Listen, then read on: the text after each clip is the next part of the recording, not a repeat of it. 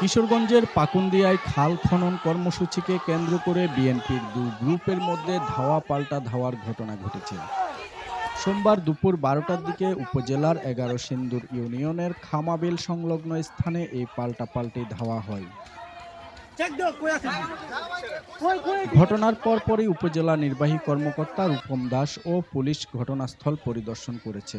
করতে চাই সে করতে পারে, একটু মহতি উদ্যোগ। বর্তমান পরিস্থিতি এখন স্বাভাবিক রয়েছে। আমাদের আইন শৃঙ্খলা বাহিনী চলে আসছে, ওসি সাহেব আছে, আমি আছি, পুলিশ ফোর্স আছে, এখন সব স্বাভাবিক আছে। জানা যায়, যুব দলের কেন্দ্রীয় কমিটির সাবেক কর্মসংস্থান বিষয়ক সম্পাদক খন্দকার আল আশরাফ মামুনের প্রতিষ্ঠিত খন্দকার শামছুল আলম ফাউন্ডেশনের উদ্যোগে সোমবার সকালে খামাবিল গোলাডুবা বিলের 1.5 কিলোমিটার খাল খনন ও সংস্কার কর্মসূচির কাজ শুরু হয়। এতে অংশ নেয় স্বেচ্ছাসেবী সংগঠনের সদস্যরা সহ কয়েকশো মানুষ।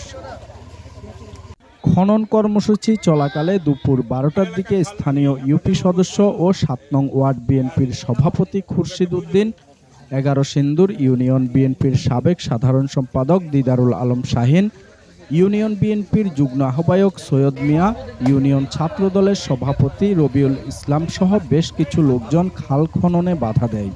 এতে দুপক্ষের মধ্যে ধাওয়া পাল্টা ধাওয়ার ঘটনা ঘটে।